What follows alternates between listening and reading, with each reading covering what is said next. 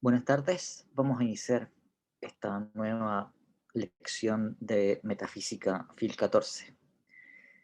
Quiero partir recordándoles que el miércoles de la próxima semana es la entrega del ensayo, si no me equivoco, voy a chequear en el calendario de inmediato para no... Sí, efectivamente, en una semana más es la entrega de ensayo, entonces quiero recomendarles que trabajen con tiempo en el ensayo.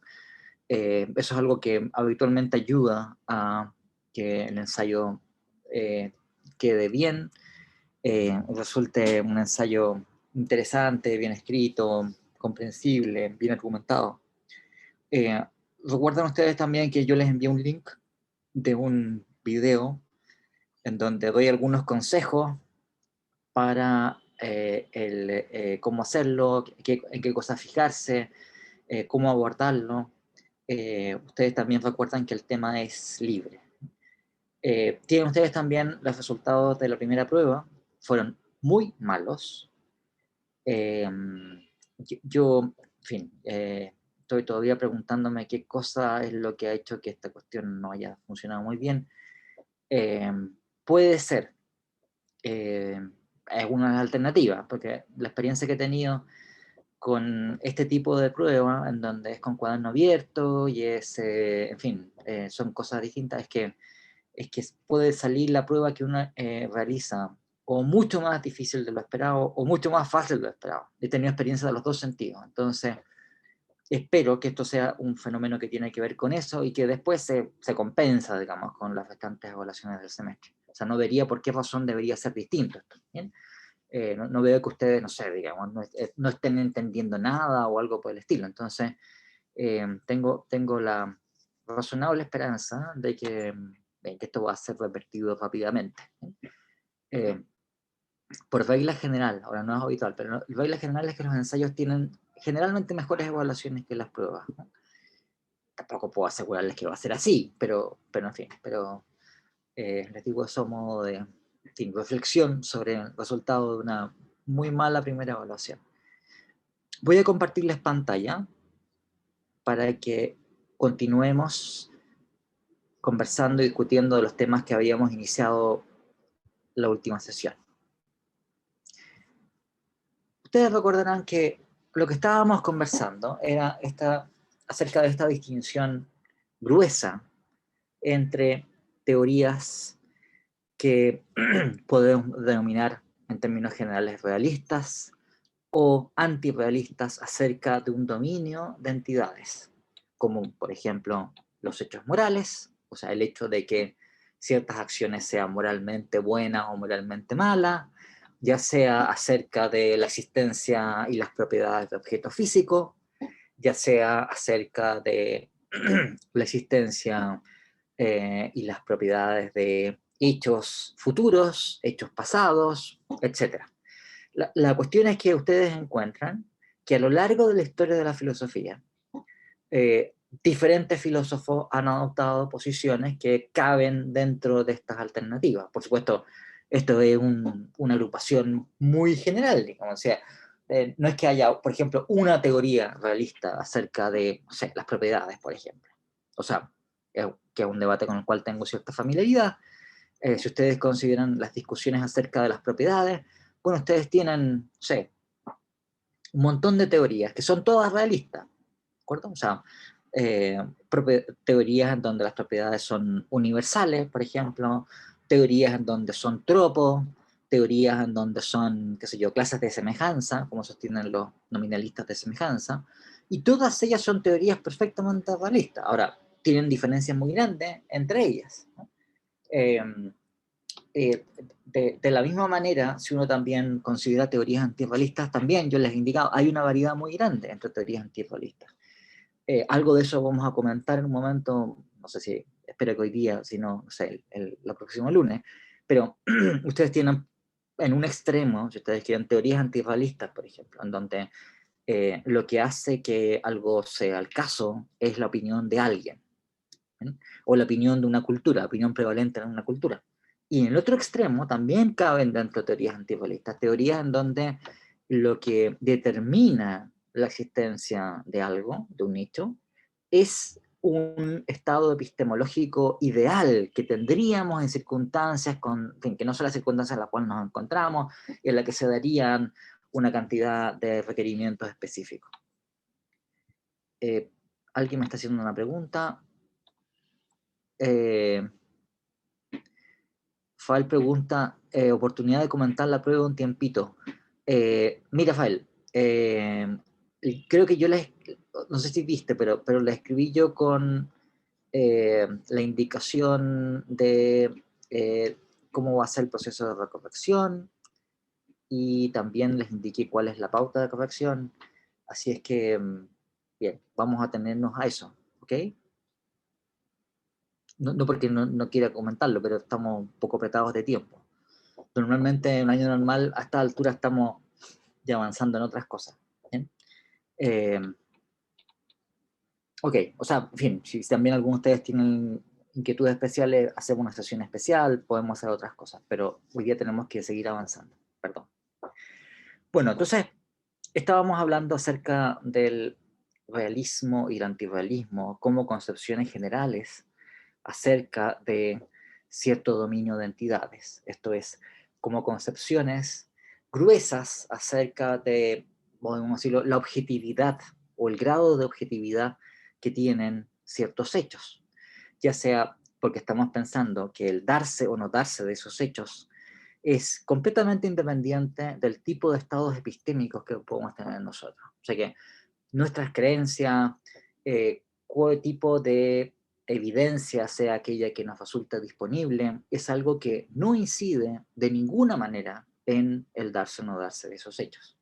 Y por otra parte tenemos teoría en donde el que nosotros o como digo, criaturas racionales como nosotros, tengamos cierto tipo de evidencia acerca del darse de esos hechos, o por último creencias acerca del darse de esos hechos, sí tiene relevancia, insistiendo en que aquí tenemos una paleta muy grande de distintas alternativas, desde unas que son muy laxas hasta otras que pueden ser muy demandantes, muy exigentes acerca del tipo de estado epistémico que es relevante para la constitución de los hechos en cuestión. Entonces, llamamos realista a una posición en donde, por decirlo así, este factor epistémico acerca de qué tipo de evidencia tenemos nosotros no cuenta para nada para el darse de los hechos. Y por otra parte tenemos concepciones que llamamos antirrealistas, en donde este factor sí incide. Ahora, por supuesto, cuál sea el modo de incidir y el grado de esa incidencia va a ser muy grandes, pero inciden, ¿cierto? Y esa es la distinción gruesa que estamos haciendo. También conversamos la última sesión acerca de esto que llamamos antirrealismo global, o sea que cabe la posibilidad de que, y se ha dado históricamente, de filósofos que tienen una posición antirrealista respecto de todo lo que hay en el mundo. ¿Sí? Entonces, que realista tout court, como dicen Michael Dammert, aquí vendría a ser el que por lo menos admite que hay un dominio respecto del cual debemos ser realistas. ¿Ya? O sea que hay por lo menos un dominio que no está determinado por ese factor epistémico. Y estábamos conversando también la última sesión acerca de cómo esa concepción ontológica tiene luego una consecuencia en términos, en lo que se refiere a la teoría de la verdad y lo que se refiere a la concepción del significado. Esto que yo le estoy explicando aquí, o sea, lo que le expliqué en la última sesión y esto que vamos a estar viendo hoy día, son ideas que desarrolló fundamentalmente, no únicamente, pero muy fundamentalmente un filósofo inglés que ya está, es relativamente contemporáneo, pero ya murió, se llama Michael Dammert. Entonces Michael Dammert en escritos que van, a ver, es una paleta que va del 60 hasta, creo que murió cerca del 2010, murió muy, muy mayor. De hecho, yo me lo topé en Oxford un par de veces, ¿no? Me acuerdo que estaba en un seminario, estaba muy viejito y se quedó dormido. En la filosofía de las matemáticas, me acuerdo, y estaba Dammert ahí, y yo estaba sorprendido, decía, es Dammert, es el mismísimo. Y Dammert entonces, como estaba muy viejito, era un día de invierno, me acuerdo, perdón por estas acotaciones, y comenzó así como, y después estaba, que no se dormía, que no se dormía en la mitad del seminario, pero se le perdonaba porque, perdón. Bueno, Dummett, Michael Dummett es el filósofo que vio estas conexiones. ¿Quién dijo Laura Gay? Sí, a ver, se los voy a anotar aquí en el chat. Es con 2M y 2T.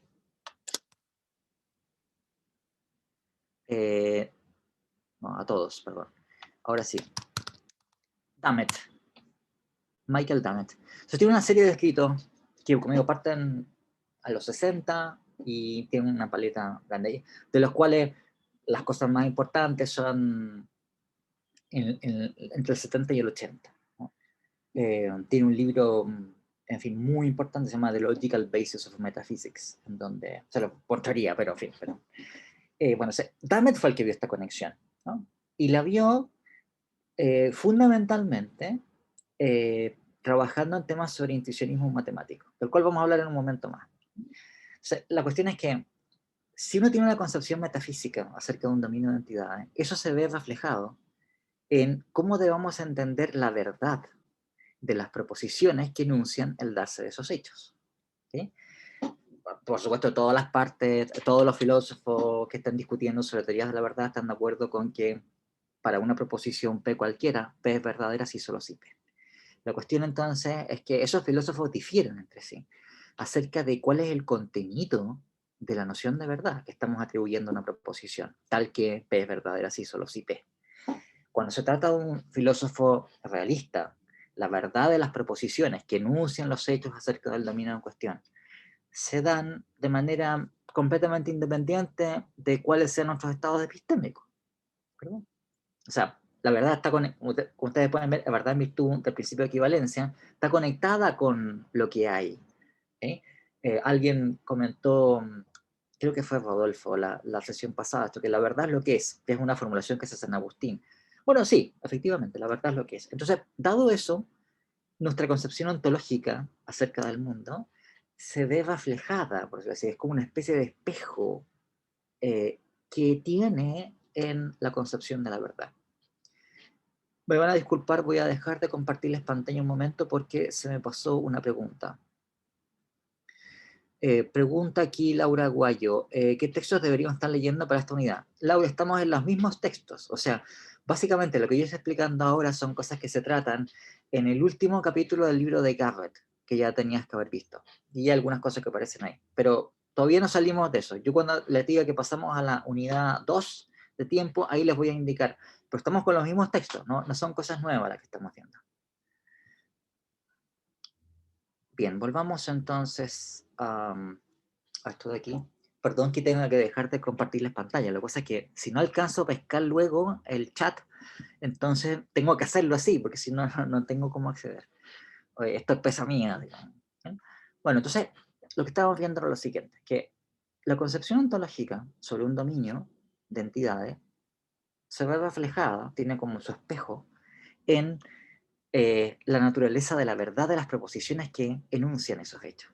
Entonces, si uno es realista, la verdad es independiente de el que uno tenga o no cierta evidencia o ciertas creencias, esté mejor o peor informado, etc. ¿No? En cambio, cuando uno tiene una concepción antirrealista, sucede lo contrario, sucede que la verdad está conectada intrínsecamente con factores epistémicos. Tiene que ver con qué evidencia tengamos para un enunciado, o qué creencias tengamos para un enunciado, etc. ¿No? Por eso es que la idea, si uno quiere resumirlo en un eslogan, es que desde una perspectiva antirrealista, la verdad es verificación. O sea, verificación quiere decir, es el llegar a saber que algo es verdadero. Por el medio que sea. También alguien preguntó sobre esto la sesión pasada. Puede ser en algún caso, por ejemplo, que alguien llegue a saber algo en virtud de información empírica, porque yo tengo cierta evidencia perceptiva acerca del darse de un fenómeno. O en otros casos, puede que no sea de ese caso. Por ejemplo, si se trata de evidencia acerca de la verdad de un enunciado matemático, lo que nos entrega esa evidencia normalmente es una prueba. ¿Bien? Que en principio es una secuencia de enunciados matemáticos que permiten obtener aquello que estamos considerando como una conclusión. O quizás en otro caso es simplemente el constatar por inspección directa del contenido del enunciado, que es enunciado verdadero, etc. ¿no? La cuestión es que esto puede tener distintas formas de darse, pero en cualquier caso, la idea es que la verdad no es independiente de esa manera en que nosotros accedemos a aquello que está siendo enunciado por una proposición. Por eso también es que estábamos hablando de la conexión que existe entre una teoría, una concepción metafísica realista o antirrealista, con una concepción del significado de nuestros enunciados cuando hablamos de esas cosas. Entonces, si uno tiene una concepción realista, las condiciones de verdad, y ojo con esto, condiciones de verdad, ¿de acuerdo? Del enunciado que estamos indicando, tiene que ver con el darse o no de esa realidad independiente. Entonces, por eso es que muchos autores hablan de lo que llaman un truth conditional semantics.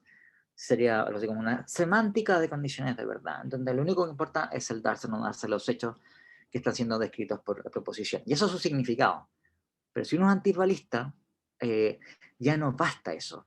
Ahora lo que es relevante es el tipo de evidencia que uno tenga en virtud del cual uno llega a enterarse o a estar justificado en que las cosas son tal como la proposición dice que son.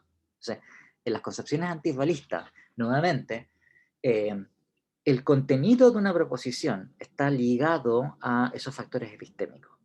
Si ustedes quieren, el contenido de una proposición, el significado de una proposición está constituido por el tipo de evidencia que a nosotros nos permitiría aseverarla correctamente.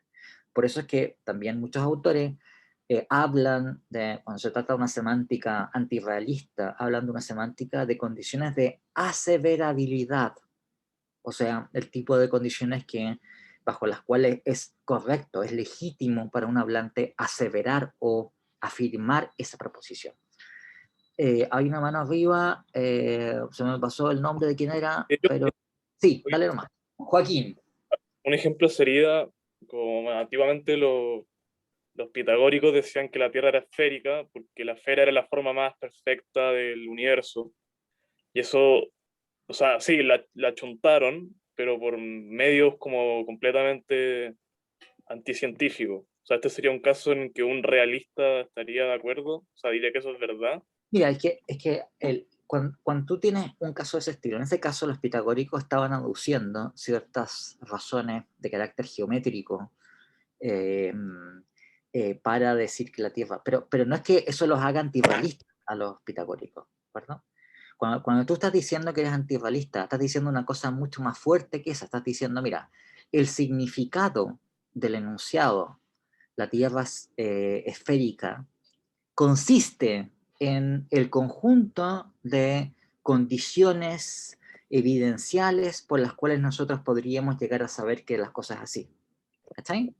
O sea, Y importa más el... los pitagóricos no están diciendo eso, los pitagóricos están diciendo, mira, tengo ciertas razones para pensar que la Tierra es esférica. Razones además que por lo demás también las da Platón, también las de Aristóteles, en fin, eso no hubo variación. Y otra correlación colateral que te hago, en la antigüedad, en fin, toda la gente, y en la Edad Media, toda la gente razonable pensaba que la Tierra era de forma esférica. Pero tenían evidencia empírica para eso, o sea, no era simplemente por razones puramente especulativas del tipo de que la circunferencia es la figura perfecta que tiene infinitos lados y uno al mismo tiempo, etcétera, sino que también tenía que ver con evidencia empírica. Quiero decir, eh, tú, si tú te subes a algo que es más alto, ves más lejos. Sí, sí. Entonces, y eso lo sabían los griegos, ¿no? En fin, no era una cosa desconocida en la antigüedad clásica, pero una acotación. Te lo digo porque lo he atacado muchas veces. Y a mí me pasó en un colegio, y en el colegio me enseñaban que, a mí me enseñaron por lo menos, espero que no a ustedes, que Colón descubrió que la Tierra era redonda y antes la gente pensaba que la Tierra era cuadrada, lo cual es una mentira pero increíble, ¿cachai? O sea, es completamente falso esa cuestión, o sea, a mí me engañaron completamente, ¿cachai? En el colegio, pero una cosa así descarada, ¿cachai?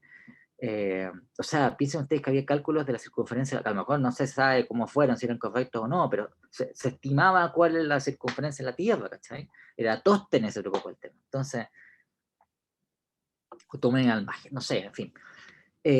Bueno, entonces, el ejemplo que tú das es un ejemplo en donde se trata de cierta evidencia que se está aduciendo, pero por supuesto el realista también está de acuerdo que si yo voy a creer justificadamente en una proposición, debo tener evidencia para creer en esa proposición, ¿de acuerdo? O sea, todos piensan lo mismo. La diferencia es que el antirrealista piensa que eso es constitutivo del significado de ese enunciado. Para el realista no. Y O sea, por eso también, dice que déjame continuar. Para el antirrealista entonces, por ejemplo, o sea, para el realista, uno puede considerar una proposición cualquiera que está anunciando un hecho que puede ser totalmente trascendente, puede estar totalmente fuera de nuestras capacidades epistémicas. Piensa tú, por ejemplo, qué sé yo, la proposición, o bien ahora hay 5 alienígenas haciendo una fiesta en un planeta en la galaxia de Sirio, o bien ahora no hay 5 alienígenas haciendo una fiesta en la galaxia de Sirio. Para el antirrealista, esta disyunción es necesariamente verdadera, porque o bien hay 5 alienígenas o bien no hay 5 alienígenas. Ahora, no tenemos idea si hay 5 alienígenas. Tampoco tenemos idea si acaso positivamente no hay 5 alienígenas, ¿de acuerdo? Pero la proposición tiene que ser por sí misma verdadera o falsa, porque el hecho que está siendo descrito o bien se da o no se da. Cuando eres antirrealista, ya eso voy a insistir en un momento más, eso no es así. O sea, si es verdad que hay 5 alienígenas haciendo una fiesta en la galaxia de Sirio, es porque tenemos evidencia, o por lo menos podemos tener evidencia de que eso es así. Y si no hay 5 alienígenas haciendo una fiesta en la galaxia de Sirio, es porque ahora tenemos también evidencia de que no es el caso. ¿De acuerdo? Entonces, el evento epistémico hace que en este tipo de circunstancias tú tengas una diferencia. Voy a colocarte otro ejemplo para que veas también el contraste con esto. Los positivistas, que sin que ellos lo supieran, eran antirrealistas, decían que discutir, o la hipótesis de si acaso el universo se duplica en tamaño cada 5 minutos, era absurda y sin sentido. Ahora, piensa tú por qué. Si el universo se estuviese duplicando en tamaño cada 5 minutos, o sea, piénsate así, como que cada 5 minutos todo se dobla en tamaño, así como, ¡buah! O sea, yo cada 5 minutos me doblo en tamaño, pero todas las cosas que están al lado mío también, y la Tierra también, y el Sol también, y todo se dobla en tamaño. Entonces nadie se da cuenta, digamos, de que el universo se dobla en tamaño cada 5 minutos. Entonces, los positivistas razonaban de esta manera, diciendo, mira, esa hipótesis es una hipótesis que nosotros no podríamos nunca, en ninguna circunstancia, tener evidencia empírica para saber si es verdadero o falso. Dado eso, no tiene contenido, sin sentido. ¿Cacháis la diferencia? Un realista va a decir, no, mira, si tiene contenido, perfectamente, entendemos exactamente bien lo que quiere decir, que el universo se duplica en tamaño cada 5 minutos. Lo que pasa es que no tenemos cómo saber que es verdadero o falso, pero eso es otro problema. sería algo así como, o sea, se sorprende a luz como la falsabilidad de Popper, algo así. Como si Bueno, no hay una manera de saber. los positivistas al principio entendieron a Popper pero como proponiendo un criterio semántico semejante al de ellos. Porque ellos decían, bueno, el significado del enunciado empírico es la verificación. Popper propuso la falsificación. Ahora, Popper no lo propuso como un criterio semántico, lo propuso como criterio para demarcar la ciencia de lo que no lo es. Pero inicialmente, los neopositivistas interpretaron a Popper como proponiendo un criterio del significado en términos de falsación.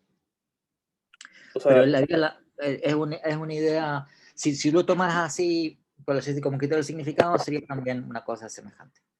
No o sé si sea, te como, aclaro un poco más, Joaquín. o sea, como, no sé, conclusión sería que para el antirrealista, como que la verdad es como una acumulación, es como la La acumulación verdad, de evidencias, ¿no? está Como que lo que hace de verdad es una acumulación de evidencia. sí, la verdad es verificación, es poseer evidencia de qué. O Cosa sea, que y si esas tú te das evidencias cuenta, son la verdad. eh, Como, o perdona, sea, yo lo último, tengo como muchas evidencias y hago como igual la verdad. Como que todas esas evidencias conforman la verdad. sí, es esa conexión. Cosa que en circunstancias ordinarias, claro, cuando yo afirmo algo, es porque yo tengo evidencia de hacerlo. En esas circunstancias es más o menos obvio. El problema surge cuando nos fijamos en ciertos casos en donde estas cosas no coinciden. Y ahí se ve la diferencia. Bueno, entonces, dada esta pregunta de, perdón, alguien tiene la mano arriba, me parece, o había hecho una Sí, pregunta. yo. Sí, es Laura y Sí. Santiago Garrido. Ay, Matías pregunta, a mí también me lo enseñaron en el colegio. sí es una desgracia esa cuestión, pero es una estafa, ¿cachai? Y siguen enseñando la cuestión. Y esto de que Colón mostró que, no, si Colón lo que pensaba nomás era que podía llegar a las Indias. Además, es una cuestión tremenda, porque a Colón, la gente que lo criticaba, le decía, estás loco, Colón, si la Tierra es mucho más grande, no vaya a llegar nunca, es demasiado lejos de las Indias desde aquí. Y Colón decía, no, la Tierra es más chica, y qué sé yo, y se largó. Y estaba equivocado Colón. O sea, Colón no se murió en la cuestión porque estaba América en la mitad, ¿cachai? Pero si, si no estuviera América y Colón hubiera pretendido llegar desde ahí hasta la China o la India, se muere antes, viejo, es demasiado grande. Bueno, en fin, pero no quiero contarles más sobre esta cuestión, pero es súper curioso constatar que sí. Bueno. A ver, antes de eso, Laura, te pregunto, voy a leer una pregunta de Catalina, perdón, está bastante Santiago Arreo. Santiago Garrido, ese conocimiento se perdió en el tiempo, es decir, creían que tenía forma de pera, jaja. Ah, perdón, eso tiene que ver con otra cuestión. No, los chicos trabajaban con el Almagisto, trabajaban con el Eratóstenes, esa era la concepción que la gente estudiaba en las universidades. En fin, no. Ahora, Catalina González pregunta, ¿y la evidencia es solo aquello que pruebe verdadero o también lo que pruebe falso? Claro, a ver, es una pregunta muy buena, Catalina, porque lo que vale para la verdad vale también para la falsedad.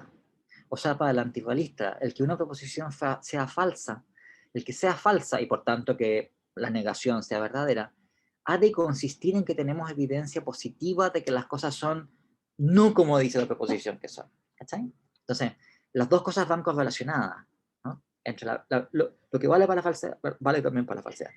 A ver, ahora sí, Laura, perdona que te haya dejado esperando, pero tenía que Sí, ver esas preguntas que me han quedado pendientes. que en verdad me confundí ahora y como que no entiendo, o sea, entiendo que el antirrealismo vendría siendo lo que se cree según si es que se tiene evidencia o no, pero ¿qué vendría siendo el realismo entonces? No, el antirrealismo no solamente que se cree si hay evidencia, no. La verdad O sea, consiste claro. en poseer evidencia. ¿Cachai? Y la Ujú. falsedad consiste en que poseemos evidencia de que las cosas no son como la proposición dice que son. No es simplemente la creencia. Para el realista, en cambio, la verdad o falsedad de una proposición es algo objetivo. Tiene que ver con que las cosas descritas son así o no son así. Otra cosa distinta es si acaso yo voy a creer la proposición. Otra cosa distinta si tengo buenas o malas razones para creer la proposición. ¿Cachai? Pero O sea, para el la idea es, realista, para el cómo es realista, objetivo? ¿Cómo una verdad es objetiva? O sea, como, claro, ¿cómo una verdad puede ser objetiva si es que no se tiene como evidencia? O de dónde, quién define qué es cierto, o sea, qué es bueno, verdadero y qué como es lo falso? sabe, él lo sabe, pero la idea es, mira, si te coloco el ejemplo, hay 5 alienígenas ahora haciendo una fiesta en la galaxia de Sirio. ¿Cuál le parece decirle, bueno viejo, o es verdadero o es falso? Ahora no tengo cómo saberlo, digamos, ¿no? O si yo te digo, mira, el número de estrellas en el universo es par. Tampoco tenemos idea si son par o impar, digamos. Son muchísimas, no tenemos idea. Pero es par o impar, ¿cachai? Eh, y, eh, y otra cosa distinta, por decir así, una cuestión es que la proposición tiene un cierto valor de verdad determinado, y otra distinta es si nosotros sabemos cuál es su valor de verdad, tenemos buenas razones para pensar cuál es su valor de verdad, o no tenemos razones para, etcétera, ¿no? O sea, qué sé yo. ¿Qué actitud tiene un antirrealista respecto de una proposición? Si tenemos buena evidencia a favor de ella, entonces la proposición es verdadera. Hay muchas formas de antirrealismo así. Para el realista no. O sea, perfectamente podría ser que estemos equivocados en eso. Por eso, como voy a explicarles en un momento, eh, el antirrealista, especialmente las formas de antirrealismo global, tuvieron una fuente de apoyo y de motivación muy fuerte en el problema escéptico. Por eso, si el antirrealismo se presentaba como una manera de desactivar los problemas escépticos acerca, los cuestionamientos acerca de nuestro conocimiento. Desde una perspectiva realista, en cambio, siempre cabe la posibilidad que estemos equivocados. ¿Sabes? O sea, todos pensamos que, qué sé yo, ¿no? Que el coronavirus es un virus. Bueno, a lo mejor no sé, es un robot alienígena. Cosa que sería bien, súper inverosímil, pero Pero claro, o sea, en el siglo XIII, por ejemplo, todo el mundo pensaba que la Tierra estaba en el centro del universo. No que la Tierra era cuadrada, por si acaso, pero sí que pensaba toda la gente, en fin, los sabios, todo el mundo pensaba que la Tierra estaba en el centro del universo. Igual que en la antigüedad clásica. Salvo unos locos por ahí. ¿Estaban equivocados? No. La Tierra no está en el centro del universo. Todos pensaban eso, tenían buenas razones para pensarlo, no eran tontos cuando pensaban eso. Pero estaban equivocados. La Tierra no está en el centro del universo. Profe, pero entonces igual pueden coincidir, ¿o no? Como una verdad para un realista En puede ser contexto también ordinario, verdad. sí. O sea, imagínate tú, si se trata de la mesa está en la habitación, bueno, el anticualista tiene evidencia, dice, claro, por supuesto, es verdadero que es verdadero que hay una mesa en la habitación. Y el realista también dice, según toda la información que tengo, hay una mesa en la habitación. En esos casos, no hay ninguna diferencia. No también tú que en esos casos también la diferencia en el significado de los términos que estamos utilizando tampoco aparece. ¿Cuándo aparece la diferencia? Cuando estamos pensando en cosas como la Tierra se duplica en tamaño cada 5, o mejor dicho, el universo se duplica en tamaño cada 5 minutos. Porque ahí es donde el antipuesta va a decir, mira, o sea, no tenemos evidencia ni a favor ni en contra, no tenemos ni siquiera cómo saberlo, esa proposición no tiene valor de verdad y es un sinsentido. Y va a decirle, no, pues viejo, tiene perfecto sentido. Además, hay un hecho determinado, la realidad del mundo es tal que o bien la proposición es verdadera o bien es falsa. Lo que pasa es que no tenemos cómo saberlo, por eso es mala pata para nosotros, nosotros no sabemos. Es una limitación epistémica nuestra, que por lo demás, ¿por qué tendría que estar la realidad, por decirlo así, medida por nuestras capacidades epistémicas? Si somos unos mamíferos pequeños en un planeta rasca, en un sistema solar rasca, en una galaxia rasca, ¿cachai? ¿Por qué tendría que ser la realidad medida de acuerdo a nuestras facultades, digamos? Más bien, lo que acaba de esperar es que no, digamos, que lo que uno pueda, nosotros que somos, como digo, unos pequeños mamíferos eh, eh, que están viviendo en un pequeño span de tiempo, en un sistema solar, como digo, pequeño, vasca, marginal, en una galaxia marginal, hay mil cosas que no voy a entender. Espera un segundito, Laura. Hay una pregunta de Jorge Muñoz. Dice, si dos proposiciones son contradictorias, el realista diría que es por el contenido de sus premisas. En cambio, el antivalista diría que necesitamos pruebas para negar una a partir de la otra. Ya, entonces, Jorge, eso me da pie para avanzar un poco. Yo les comenté la sesión pasada que la distinción entre concepciones realistas y antirrealistas tiene implicancias para la lógica que debemos adoptar para las proposiciones en cuestión. La idea es la siguiente. Cuando uno tiene una concepción antirrealista, debido a que se da esta conexión en que la verdad de una proposición está conectada con factores epistémicos, mientras que el realista no es así, que hay leyes lógicas, o sea, proposiciones que en lógica clásica se asume que son tautologías, que son verdaderas, no importa cómo sean interpretadas sus variables, y ustedes seguramente así lo estudiaron en lógica, que no son válidas lógica intuicionista. Claro, por supuesto, la mayoría sí, pero hay puntos en donde hay diferencia. ¿Y cuál es la diferencia que se da? Bueno, hay dos tesis que son especialmente notorias, en donde ustedes encuentran un contraste entre la perspectiva antirrealista y la perspectiva realista, ¿no? Que son el principio de tercio excluso y la eliminación de la doble negación. ¿Okay? Esto que estoy indicando aquí son cosas características de la llamada lógica intuicionista, que se llama así porque es la lógica que desarrolló una escuela de pensamiento de fundamentación de las matemáticas que es de comienzo del siglo pasado, y que tenían la concepción, que es una concepción antirrealista, sobre las matemáticas, de que las entidades matemáticas eran construcciones mentales y que la verdad matemática consiste en que tengamos una prueba. ¿Bien? Ahora, los intuicionistas desarrollan esto con completa independencia, no tenían idea del realismo, antirrealismo, esas son cosas posteriores, digamos, ¿no?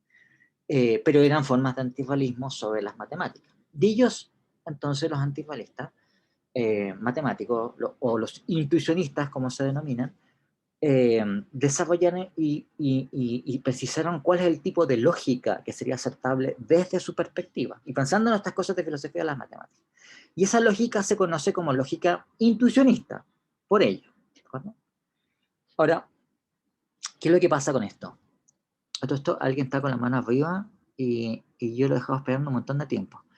Yo, Joaquín, igual te voy a sí, dejar.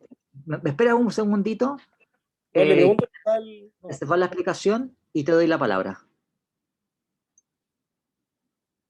Bueno, entonces, la cuestión es la siguiente.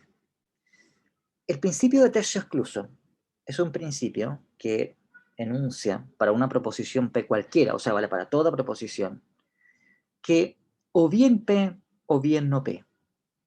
En lógica clásica, esta es una tautología. O sea, la proposición P es una proposición que va a ser o bien verdadera o bien falsa. ¿De acuerdo? Por tanto, si es verdadera la proposición P, la disyunción de P o no P es verdadera porque uno de sus términos es verdadero, P. Si la proposición P fuese falsa, por otra parte, y no cabe más alternativa, entonces la disyunción de P o no P va a ser verdadera, porque si P es falsa, entonces su negación es verdadera. ¿De acuerdo? Entonces, es una ley lógica clásica. En lógica intuicionista no lo ves. Ahora, ¿por qué razón? Porque, ¿recuerdan ustedes que cuando el intuicionista está diciendo pi, por decirlo así, de lo cual por el principio de equivalencia sigue que P es verdadero, lo que él está aseverando es que hay evidencia positiva, tenemos una justificación o una prueba de que P es el caso. Y cuando tenemos no P hay que leerlo, no simplemente como que las cosas no son como P dice que son, sino como teniendo este componente epistémico. Nos consta, tenemos evidencia, tenemos una justificación de que las cosas no son como P dice que son. Entonces, el principio de tercio excluso lo que está anunciando para un intuicionista es que para una proposición P cualquiera, en virtud de las leyes de la lógica, o bien tenemos una justificación de que las cosas son como la proposición dice que son, o bien tenemos una justificación de que las cosas no son como la proposición dice que son. Ahora, si ustedes piensan un poco en esto, ¿quién tiene esa evidencia? De manera que, o sea, imagínense ustedes, tendremos que tener, por razones lógicas solamente, un tipo de información suficiente para decidir cualquier proposición que se nos pudiese proponer en cielos y tierras, cualquiera. Entonces, por eso así, la proposición hay 5 alienígenas haciendo una fiesta en la galaxia de Ciro. Y o bien tenemos evidencia de que hay 5 alienígenas, o bien tenemos evidencia de que no hay 5 alienígenas, lo cual es absurdo. Para que fuese válido el principio de tercio excluso, tendríamos que ser omniscientes. Para el antifalista ese principio no es válido. ¿De acuerdo? O sea, adoptar el punto de vista intuicionista, el punto de vista, perdón, antifalista, obliga a excluir esa ley lógica, que ya no es válida en lógica intuicionista. Una aclaración importante, que eso, en fin, a lo mejor no pasa con ustedes, pero en años anteriores me ha pasado varias veces. El principio de tercio excluso no es lo mismo que el principio de no contradicción. ¿De acuerdo?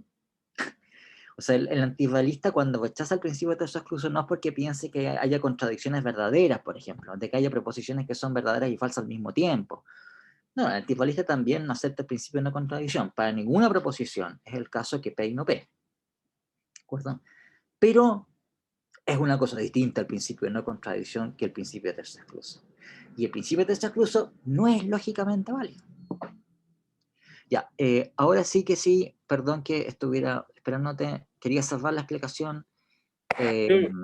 Sí, dale nomás. Y después me parece que Laura quedó con algunas cosas pendientes de las cuales quiere volver. Así que después doy la palabra a Laura. Dale nomás, Joaquín. Ya. Es la pregunta de la tetera de Russell, que no sé si conoces esa como juego mental, no sé cómo llamarlo, de que según Russell, como si hay una tetera dando vueltas en Júpiter, no, como que no justifica, o sea, decir que puede o no es válido, o sea, sería como nominalista, no sé cómo. No, A ver, no cacho lo que estoy, a qué es lo que está aludiendo. Russell era balista, no era antibalista. Sí, Hay una tetera orbitando en Júpiter. Bueno, sí, es verdadero o falso. O bien hay una tetera, al menos una tetera orbitando en Júpiter, o bien no hay ninguna tetera orbitando en Júpiter. No, me voy a ver, ¿cómo explicarlo? Va a quedar medio feo como en la Universidad Católica, pero ya, un argumento que usa la gente para justificar la existencia de Dios es que no se puede probar si Dios existe o no, así que existe. Y Russell decía algo así como, si yo digo que hay una tetera dando vueltas en Júpiter, no quiere decir que existe o no. Ya, o Depende. sea, veo. Lo que tú estás mencionando tiene que ver con las discusiones que tenía Russell acerca de las justificaciones tradicionales para la existencia de Dios. Otro tema, ¿cachai? O sea, si tú Ya, quieres, ya. ¿cómo sería la diferencia aquí entre una perspectiva realista y antirrealista? El antirrealista te diría, el lenguaje acerca de Dios es un lenguaje tal que la verdad de una proposición consiste en que tengamos evidencia a favor de ella, ¿de acuerdo? Entonces algo así como, la verdad de la proposición Dios existe, el contenido de la existencia de Dios está conformado con cierto tipo de estados epistémicos que podamos tener. El realista, en cambio, fíjate esto, el realista va a decir, mira, la proposición Dios existe es una proposición que determinadamente, debido a la naturaleza de los hechos que estás reportando, es por sí misma verdadera o falsa. ¿Cachai? Y tú eres realista, incluso si tú piensas que Dios no existe. ¿Cachai? Es que la proposición es verdadera o falsa según si los hechos son o no tal como la proposición dice que son. Y por eso, por ejemplo, vale el tercio excluso. Mira, Russell, o sea, la diferencia con eso es que Russell pensaba que los argumentos que se habían dado no eran convincentes y otros piensan que sí son convincentes, ¿no? Bueno, argumentos que tenía Russell entonces, después de eso hay muchos más, en fin, y otros mucho más sofisticados que se están discutiendo ahora, pero es una perspectiva realista, ¿no? ¿Cuál sería el punto de vista antirrealista aquí, Joaquín?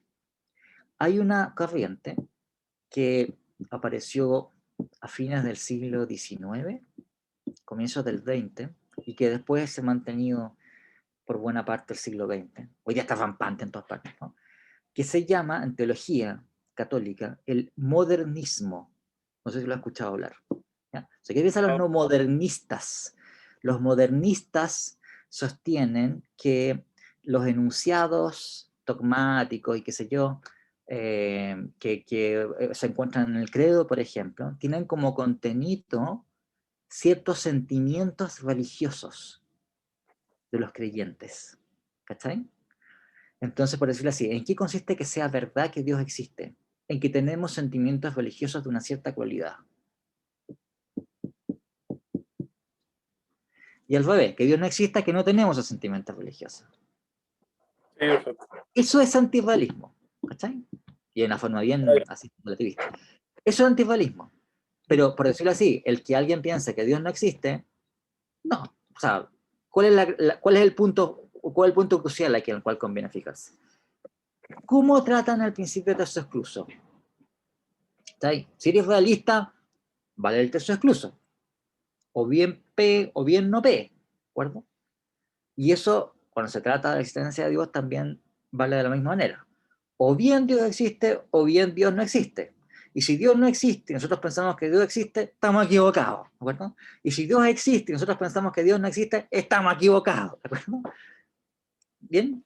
Si yo soy antirrealista, en cambio, eh, el que sea verdadera la proposición Dios existe está ligada a ciertos elementos epistémicos. Epistémicos en sentido lato. Bueno, los modernistas lo formulaban diciendo, mira, la verdad anunciada religiosa tiene que ver con el tipo de estados epistémicos, porque de alguna manera Dios es una proyección de nuestras emociones religiosas, de nuestros sentimientos culturalmente prevalentes. Entonces, que decir que Dios existe es, por decirlo así, tiene que ver con esa proyección de nuestros estados emocionales y sentimentales.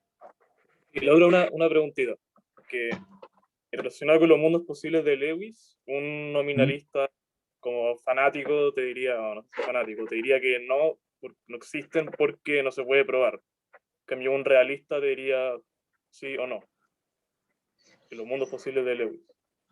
Acuérdate tú que el que tengamos discusiones acerca de qué es lo que se puede justificar o no, es una cosa, si tú quieres, paralela, independiente a la discusión de si somos realistas o antirrealistas. ¿Sí?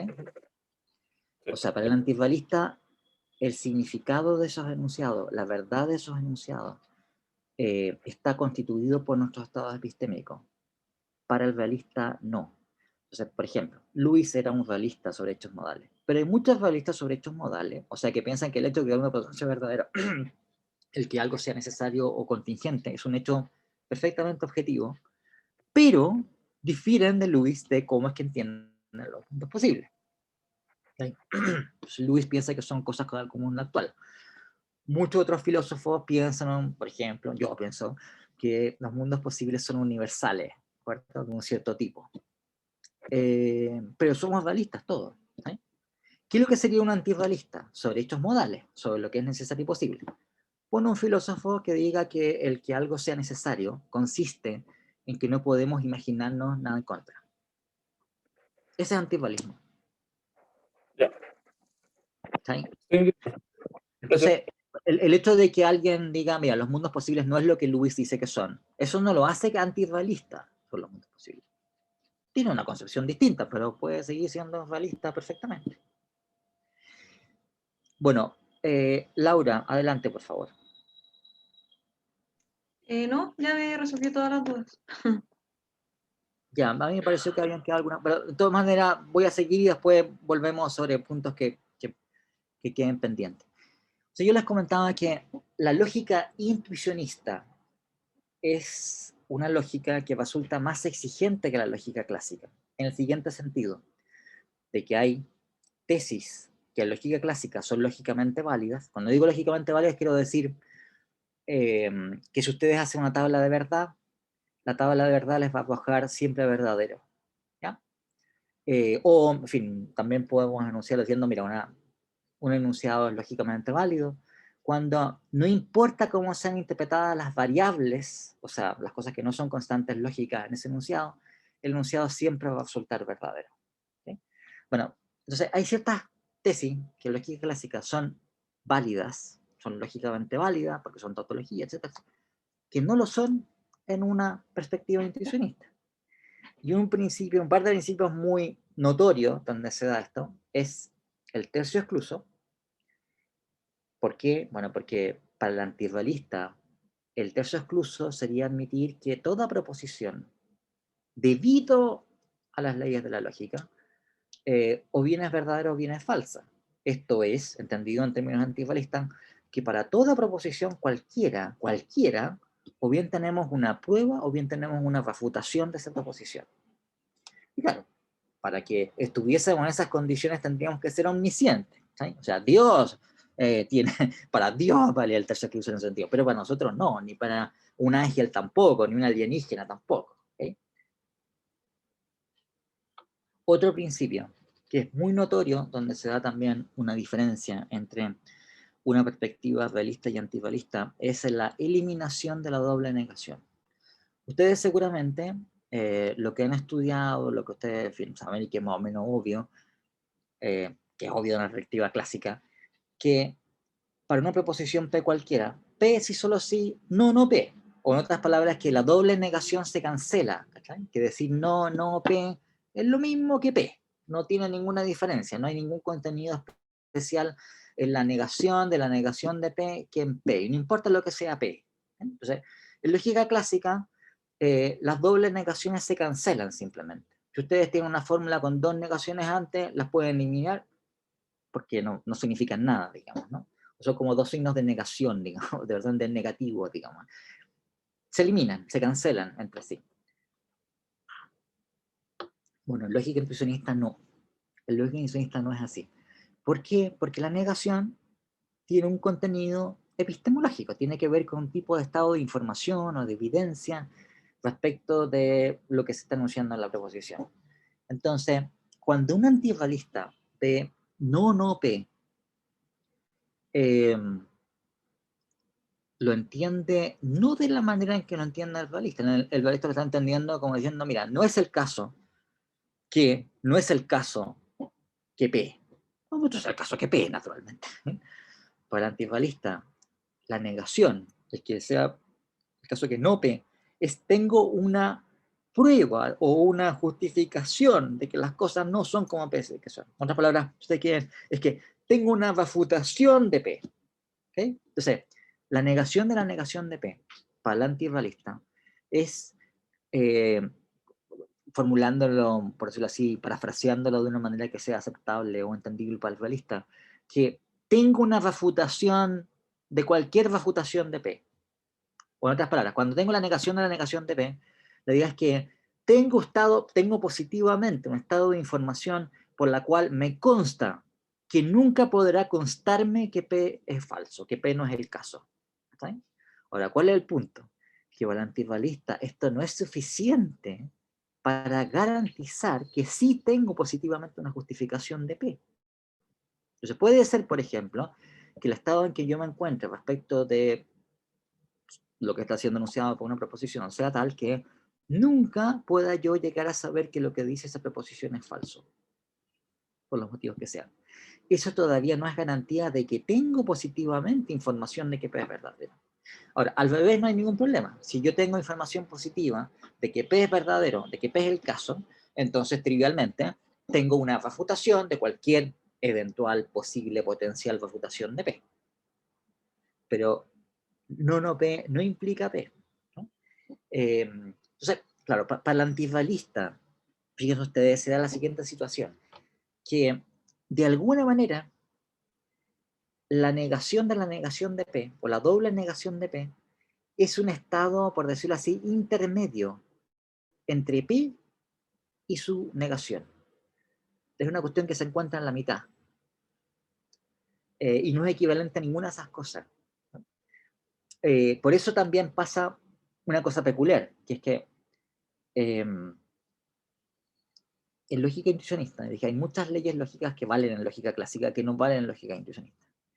Pero todas esas tesis que no son válidas en lógica intuicionista sí son válidas bajo doble negación. O sea, por ejemplo, el tercio excluso es un principio que no es válido en lógica intuicionista, pero sí es válido en lógica intuicionista, que no es el caso que P o no P. Claro, pero como no vale la eliminación de doble negación, eso no es todavía afirmar o el principio de tercio excluso pura y simplemente. ¿Bien? Es una cosa intermedia que se da entre una cosa y otra. Entonces, nuevamente, ¿por qué pasa esto? Porque el antirrealista está, como tiene esta concepción según la cual la realidad está constituida de alguna manera por un componente que tiene que ver con nuestros estados mentales, la evidencia que nosotros poseemos, el estado de información que se encuentra en un sujeto racional o un conjunto de sujetos racionales, es que esos principios lógicos no son válidos ahora, ¿no? O también darse cuenta entonces como la cuestión que surge aquí es que la perspectiva antirrealista es tal que podemos estar, yo no soy antirrealista por si acaso, pero podemos estar diciendo las mismas cosas, digamos. O sea, las mismas palabras que se encuentran en la boca del realista se pueden encontrar en la boca del antirrealista. Y están diciendo cosas completamente distintas. Porque sus condiciones de verdad son completamente diferentes. Porque la verdad de esos enunciados, si fuesen verdaderos, es algo completamente diferente en un caso y en otro. Y eso implica que las leyes lógicas que son aplicables a esos enunciados son también diferentes. ¿Bien?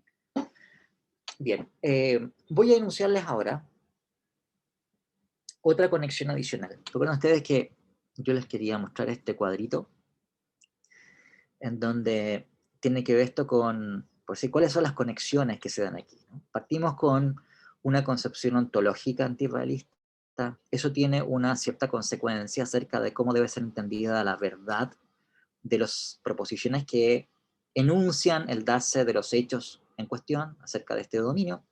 Eso tiene consecuencias para la manera en que se entienda el significado de esos enunciados. Esto es como un significado que viene dado por condiciones de aseveración y no condiciones de verdad. Y estamos explicando también las consecuencias que tiene una perspectiva lógica, porque la lógica que es aplicable es lógica intuicionista. Bueno, otra consecuencia que tiene es una consecuencia que tiene en lo epistemológico, en lo relativo a el conocimiento. Y tiene que ver con lo siguiente. El antirrealista debe aceptar, o si ustedes quieren, el antirrealismo implica o trae consigo el llamado principio de cognoscibilidad, también conocido por algunos autores como la restricción epistémica o el epistemic restraint. Esto es el principio de acuerdo al cual para un hecho cualquiera enunciado por P, ¿de acuerdo? Si P es el caso, entonces es posible conocer que P. Laura, pregunta por favor. Si tú tenías, yo te caché que tienes alguna pregunta. ¿No? Sí, No. sí, yo te caché que tenés preguntas. No, de verdad que no. Bueno, en el libro de Gabbard viene una discusión sobre esto. Que hay problemas que tienen que ver con esto, ¿de acuerdo? Pero no es que, en fin, son problemas localizados, pero están asociados a los problemas sobre realismo y antirrealismo. Pero la cuestión entonces es que si uno es antirrealista, debe admitir el principio de cognoscibilidad. Ahora, ¿por qué? Bueno, porque si soy antirrealista, la realidad está constituida, de alguna manera, por estados epistémicos. Entonces la realidad no puede ser trascendente a esos estados epistémicos. La realidad no puede darse, por decirlo así, con completa independencia de lo que yo puedo, por lo menos puedo llegar a saber, o, en fin, criaturas como nosotros pueden llegar a saber. ¿De acuerdo? Por tanto, todo hecho que se da en el mundo debe poder ser cognoscible por un sujeto u otro. Por eso que el antiparista entonces debe admitir este principio. El antiparista, si P, entonces debe ser posible conocer que P. A lo mejor no conocemos qué P, de hecho, pero por lo menos debe ser posible que conozcamos qué P. El problema que ustedes vieron en Gabbard, lo cual a fin, un poco interesan los detalles, digamos, ¿no? Es una argumentación que fue dirigida contra el principio de cognoscibilidad. Entonces algunos autores han dicho, mira, hay un problema de base con este principio y eso implica que el antirrealismo es falso, ¿okay? Pero es uno de los aspectos de la discusión global entre realista y antirrealista. La cuestión entonces es que hay una conexión sistemática aquí, por la cual el antirrealista tiene que admitir la cognoscibilidad de cualquier hecho del mundo. ¿Qué pasa si yo soy realista, en cambio? Entonces, si soy realista, el realista de por sí puede permanecer neutral sobre el principio. El principio puede ser verdadero, puede ser falso. En fin, cualquiera de las dos alternativas es compatible con una concepción realista. Lo que resulta más verosímil, si uno es realista, es más bien pensar que el principio es falso. ¿Verdad? O sea, piensen ustedes, si realmente hay, en fin, el universo es una multitud de hechos vastísimos, independientes de nosotros somos solamente unos piñufles, digamos, una especie de pequeños mamíferos en un planeta pequeño, digamos, en un rincón del vastísimo universo. O sea, sería completamente absurdo pensar que esa gigantesca masa vastísima de entidades que constituyen el universo, lo espacial y temporal, ha de estar justo adecuada a nuestras capacidades de conocimiento. Más bien, eso sería extraño, ¿no? Claro, no es algo que uno pueda rechazar a priori, no es que uno pueda decir, mira, en fin, es imposible. Imposible no es, pero sería extremadamente poco probable que pase una cosa así. Pero si uno es realista, más bien lo que resulta más razonable es suponer de que va a haber muchas cosas que nos van a exceder completamente, que no somos capaces de conocerlas. No nos da nomás, ¿cachai? Decimos, no nos da nomás, ¿cachai? Y puede haber también hechos que excedan no solamente nuestras capacidades nuestras, sino también las capacidades de un ángel, digamos. Bueno, son demasiados, digamos, es demasiado, en fin, elevado, complejo, que no les da nomás, así de simple. Entonces, la actitud del realista es que, por decirlo así, no tenemos ningún motivo a priori para pensar de que la realidad debe estar perfectamente adecuada a nuestras capacidades epistémicas, a nuestras capacidades de llegar a conocer las cosas. Entonces, no saben ustedes cómo pasa esto, ¿no? Que cuando uno tiene una concepción realista sobre el mundo, o sobre lo que sea, queda la posibilidad del error. ¿Sí? Como la realidad es independiente de nosotros, entonces podemos estar equivocados, porque no depende de nosotros, ¿de acuerdo? O sea, si la realidad es simplemente una proyección de mis estados epistémicos y qué sé yo, bueno, naturalmente que esa realidad tiene que ser por lo menos posiblemente transparente a nuestra comprensión, a nuestro conocimiento, a nuestras creencias, ¿sabes? Pero si no es así, si es independiente de nosotros, entonces podemos estar equivocados. O sea, una muestra de perspectiva realista es el error, digamos, ¿no? Chuta, yo pensaba esto, estaba equivocado, ¿sabes? ¿Por qué pasa que estoy equivocado? Uno, porque sí, no las tengo todas conmigo. Yo no soy la medida del universo, digamos. Los seres humanos no somos la medida del universo. Somos una criatura chicas, digamos, y vastas por ahí. Y por eso, perfectamente, podemos estar equivocados. En lo que sea, digamos. O sea, el realismo trae consigo, aunque parezca lo contrario, ¿no? Que podemos estar radicalmente equivocados. O sea, las hipótesis escépticas, o sea, hipótesis de acuerdo a las cuales podemos tener la misma evidencia que tenemos hasta este momento y sin embargo estar radicalmente equivocados en nuestras creencias sobre el mundo, son hipótesis que resultan, por decir, no son descartables a priori, por lo menos, cuando uno tiene una concepción realista. En cambio, cuando uno es antirrealista, uno tiene motivos a priori para descartar todas las hipótesis escépticas.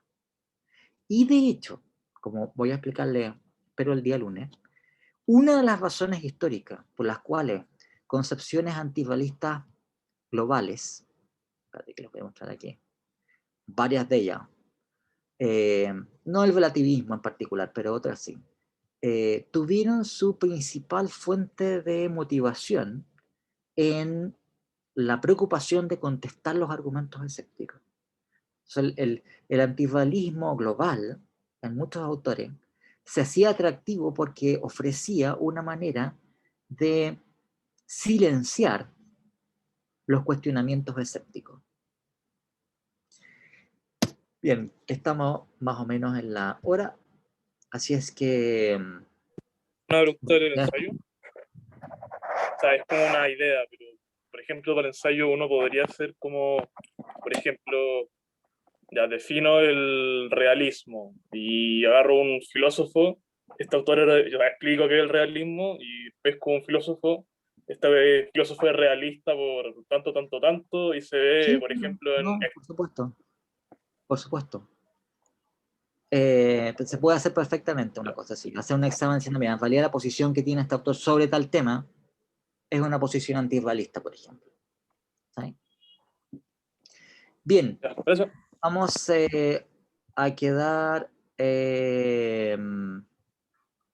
vamos a quedar aquí. Profesor, Sí. con algunos estudiantes, o sea, compañeros, habíamos pensado proponerles si podíamos conversar en este